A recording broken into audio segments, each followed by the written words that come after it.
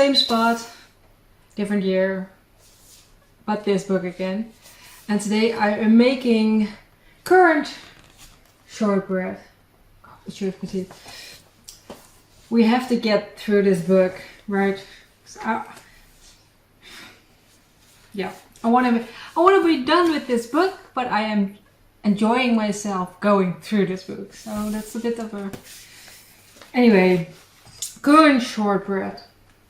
Shortbread is usually associated with Scotland, but similar versions are made throughout Ireland. As with many Irish dishes, each region and often each family has its own treasured recipe. This one includes currants and lemon zest for flavor and ground rice for crunch. So yeah, let's do it. Let's do it. So I already preheated my oven at 325 Fahrenheit, 160 Celsius. So it is preheated. I can see it from here. But let's mix the dough. So I've got flour, beat together butter, sugar, lemon zest. Oh, I need to, instead of the flour, I need butter, 180 grams butter. Still got a knife in it. So lemon zest in, and I've got a wooden spoon. Mixing with a knife isn't that great, I think. So, and it says butter, sugar. I've got, let me see, 65 grams of sugar. And the thing is, I realized it's my book, so I think you could see it, but I started to write the grams beside it instead of just having to look it up every time I want to make a recipe. So let me see if my butter...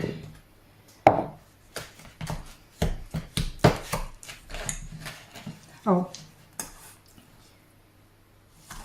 And it says ground rice or semolina. But the thing is, before I continue that, I put everything in these nice.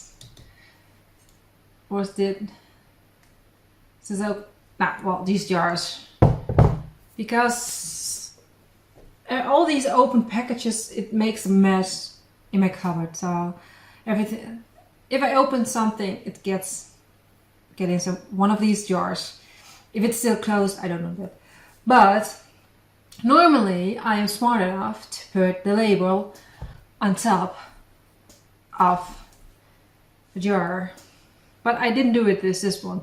So I'm guessing this is semolina, but maybe I'm mistaken and this whole recipe is going to be, well, I'm not sure. Worst case scenario, I think it's corn flour, but I think I'm right because, well, I believe in myself. No, I don't know. I think I'm right. I think that's semolina, but fine semolina, or you could just ground rice. So I think, and it says just mix it up. So I guess no stand mixer use it. I'm just going to. Good enough. Let's put this aside for a moment, get my flour and salts. Oh, yeah. I think I've got it in here already. And mix in the, well, I'm going to do it, yeah. Oh wait, I wash my hands, but let me put up my rings. Put off. Take off.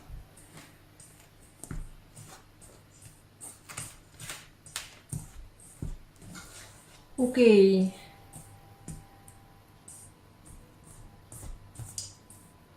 What's next? Stir in the flour mixture and the currants. Work the dough with your hands until it clumps together. Mold into a flattered ball and place on a non-stick baking sheet. Baking sheet is ready. So, but my flour bowl is bigger, so I'm going to add the butter to the flour and the currants too, right? Yeah. But let's get all the butter in. Oh, so much butter.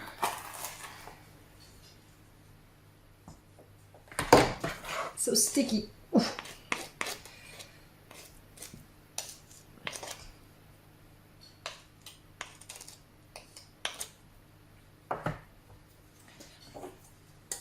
And these, my hands are too slippery. I don't want to say slippery, but too soft to get a grip on the bowl. But I think I've got most of it. Anyway.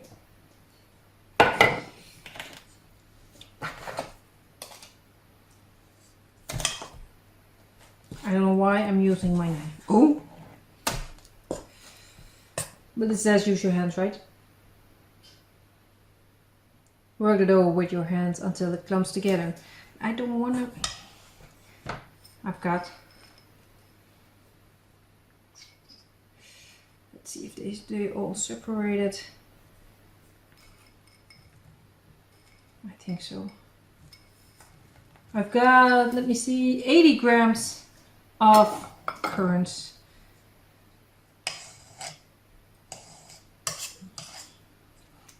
So let's give this a stir with my 1 spoon and then see if I continue with my hands, because I think I have to, because the book says it. If the book says it. No. If you've been following me for a while and have seen these recipes, you know that most of the time I don't really follow any of the recipes. There's always something that I'm changing because I can find the right ingredients, or well, most of it because I can find the right ingredients. The thing is, I had a recipe, I think from this book too, so I have to do some searching, that needed heavy cream and light cream, but we only have like one type of cream, the one you can whip up. And then yeah, we got coconut cream. I saw that was a good substitute, or Greek yogurt. But yeah, and then we got cream for cooking, but I'm not sure if you can use that for baking. And I found a website that says you can substitute with like butter and water or milk and with corn flour. So I don't know, I have to do some research about that. Maybe I can buy it in a export store or something like that.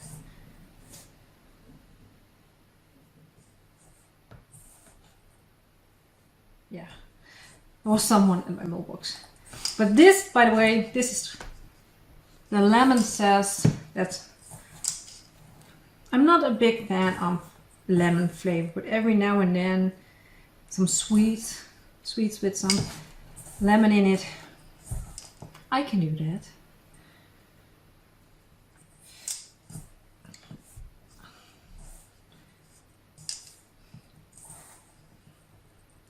This is not really coming. Yeah, well, it is, but it isn't. It will always take some time to come together. I think you saw it with the Dutch recipe where I was making the speculaaspoppen too. So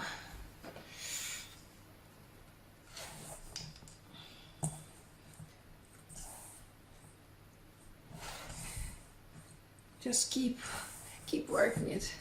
And the thing is, I go to the gym, I work out, but this, my arms are so weak. And I have to do some vacuuming after this. I'm going to stand up again. Oh, I'm so making a mess. Okay, what do I do if it doesn't come together? Because I think I have everything in here. And some things I measured out myself because the book has cups. So I just weighed out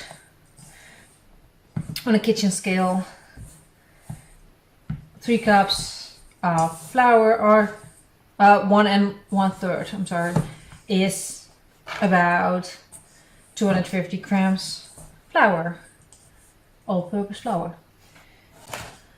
1/2 of a cup of semolina is about 19 grams.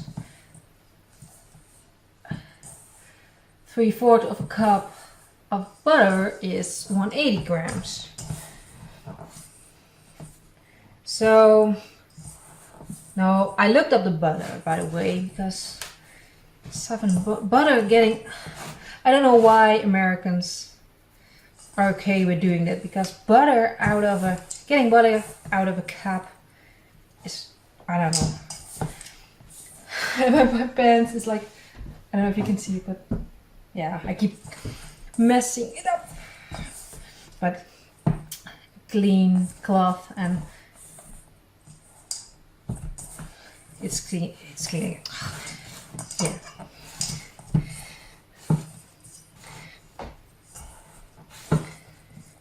This is going to come together, or am I standing here trying to make a dough ball of it in a couple of hours? Still in a couple of hours. Wait, maybe this is better. I know what I'm going to ask for Christmas this year, which is 11 months away, by the way, because it's just, I'm uploading this in January, but I need one of these mats, but for the whole table, because my kitchen is too small and I like doing this with the daylight I'm getting from the window over there. But this works. I don't know why I haven't thought of this before. Keep working in the bowl. This always works better, but you see, it's getting there.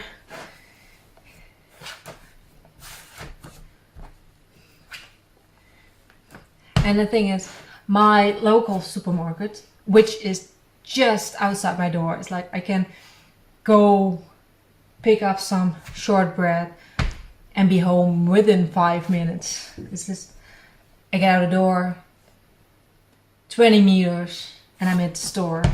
And then if I do the self-checkout, I don't have to wait in line. It's just so easy. And they have, I think, Walker's shortbread, which is a Scottish brand. So I never bought it because, well, I'm doing Irish things. But I get tempted.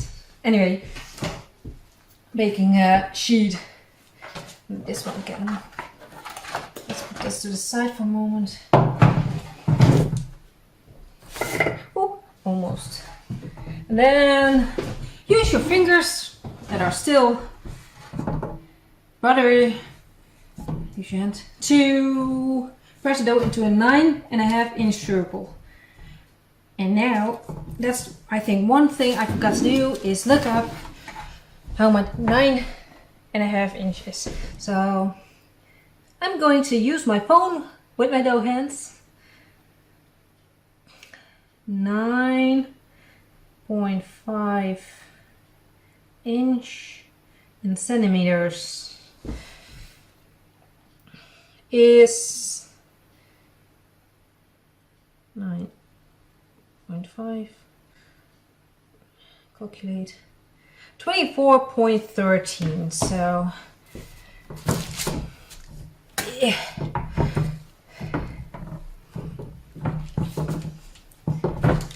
Use a small dinner plate as a guide. Well, I don't have a small dinner plate. I have big ones and breakfast dinner plate ones. Oh, this is so gross. I can hear some people think like, oh my god, you're gonna serve that to people, because look at this. Look at the inside of my nails. But then again, I'm the girl that touches my hair and my face all the time during cooking. But then again, I do clean my hands a lot of the time. So 24 centimeters is about that big, but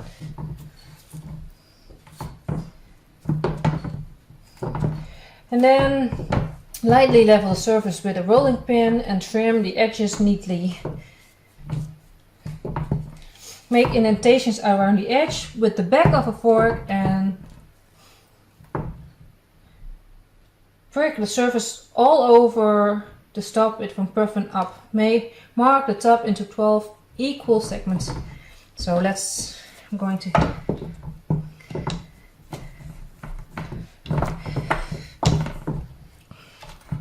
this is not it was a bit of a mistake because my rolling pin won't,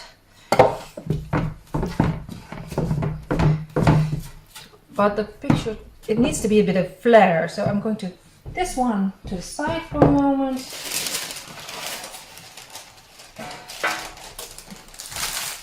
Now I need,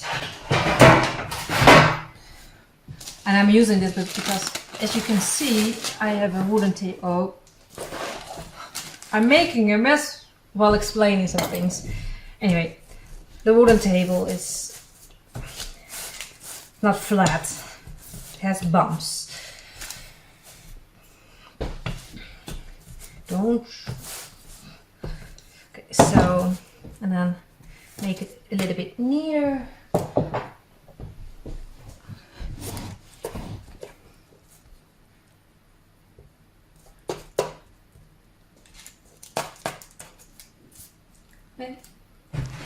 I thought I forgot something, as usual.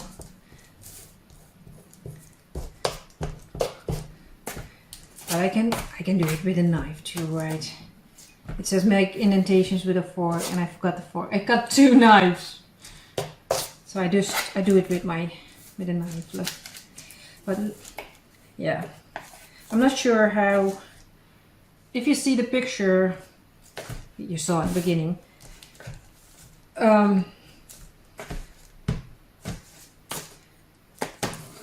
it doesn't spread much.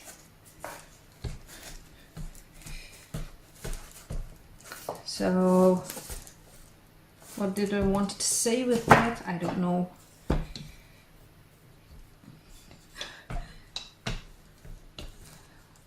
It's pretty hard talking and working at the same time. And I hear some people say, but you're a woman. You can do multiple things at the same time.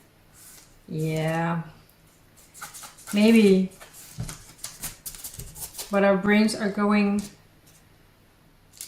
10 million directions at the same time, so if it doesn't work out sometimes, doing multiple things at the same time, it's because my hands are doing this and my brain is thinking something completely else. And then I forgot what I was talking about. Anyway, I think I'm pretty happy with this. It's not completely round. I've got a little there.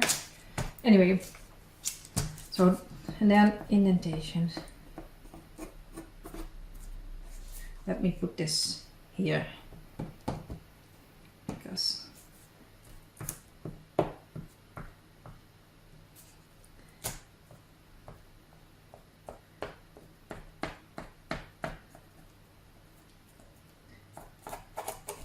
but I can see why a fork is better. Because this, it's quicker. But the thing is, there's one recipe I think I'm uploading after this one, or I already uploaded it, with the blue cheese. That's one recipe out of this book that I'm scared of. And everybody keeps telling me here that I have to do it because, well, you're doing the whole book. And part of me agrees, of course. But, oh, scared of blue cheese. I'm sorry guys that sometimes I have cat hair in my recipes, my videos. Because I have a Maine Coon with long hair. So I think, good enough. Yeah, a lot of hair. Anyway, mark the top into 12 equal segments. So just make a pie out of it. So that's 2, 4, 6, 8, that's 16. What? Yeah. So let's do this.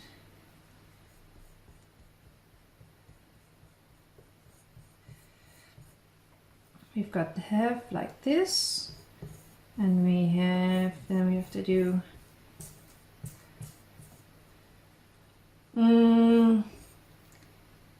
12, so 6, so like this I think, and then 1, 2, 3, 4. Let's move. I am trying to calculate 1, 2, 3, 4, 5. Okay, so I think it has to be precise, right? But some people like a bit bigger piece, and some people like a small piece. Yeah, so down the 4. This one. I'm messing things up, but well, I think I did with the two with the Dutch recipe. So, and then this one, and this one.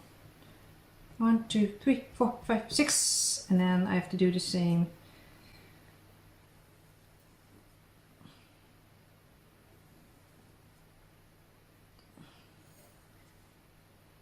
Well, I'm going to take that piece out, and I've got some bigger pieces and some small pieces, but it's only the top with the line, so I think it will bake good.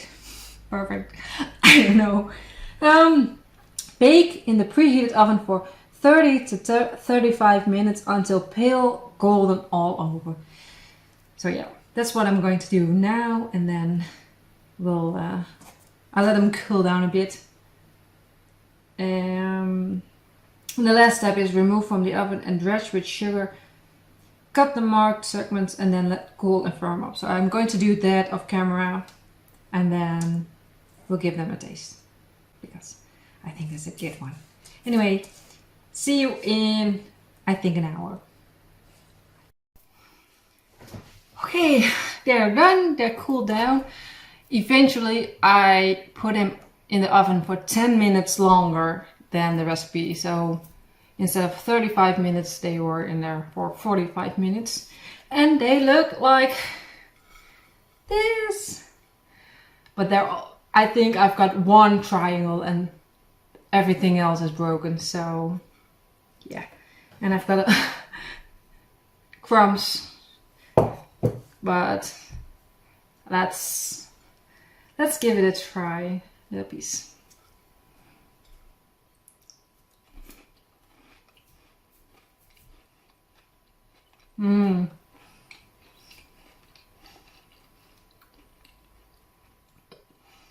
very crumbly and dry. I definitely need a cup of tea with this. A cup. But the lemon comes through really good. It's really nice. That like with all the sugar on top. It's really fresh. I'm gonna take another bite. But I don't really get the sugar on top. Why? Can anyone explain it to me? But I do love the currants in here.